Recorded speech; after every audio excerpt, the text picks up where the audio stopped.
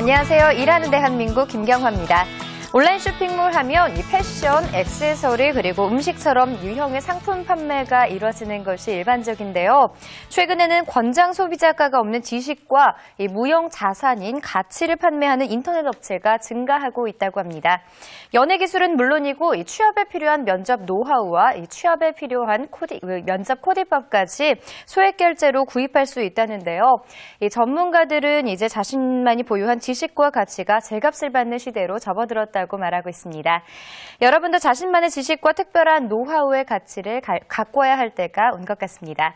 잠시 후 취업 ABC에서는 취업 중심의 직업교육을 지향하는 국내 마이스터고의 현황과 또 경쟁력에 대해 알아봅니다. 11월 11일 목요일 일하는 대한민국 오늘 순서 시작하겠습니다.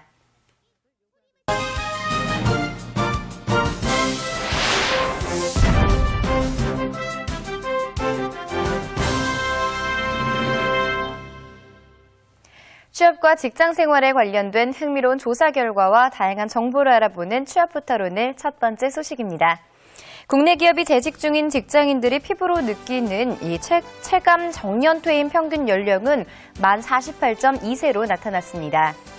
또 이번 조사에 따르면 직장인들은 정년 제도가 계속 유지되길 바라고 있었지만 10명 중 7명 이상은 현재 근무하고 있는 회사에서 정년 때까지 고용 안정성을 보장받을 수는 없을 것이라고 답했는데요.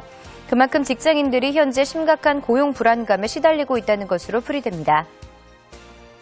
네, 국내 직장인의 절반 이상이 G20 정상회의가 국내 경제에 별 영향을 미치지 않거나 오히려 부정적인 영향을 미칠 것이라고 생각하는 것으로 나타났습니다. 또 G20의 뜻과 의제, 우리나라의 역할 등 이번 정상회의의 내용에 대해 잘 모르는 사람이 더 많은 것으로 조사됐는데요. G20 정상회의 개최가 향후 취업에 끼칠 영향에 대해서도 대다수의 응답자가 별 영향이 없을 것이라고 예상했습니다. 네, 세계 각국의 정상들이 모이는 G20 정상회의가 오늘부터 이틀간 서울에서 열리게 됩니다. 정상회의 개최에 앞서 정부의 준비가 불편할 정도로 지나치지 않았나라는 국민들의 이런 우려가 계속되고 있었는데요.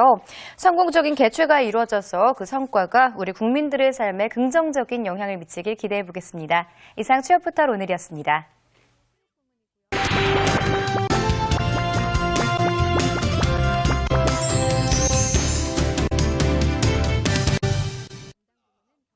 고용시장 동향과 최근 이슈화되고 있는 정책들을 심도 있게 분석해보는 고용정책 포커스 시간입니다. 도움말씀의 K입법연구소 박찬현 수석연구원 자리하셨습니다. 안녕하세요. 안녕하세요.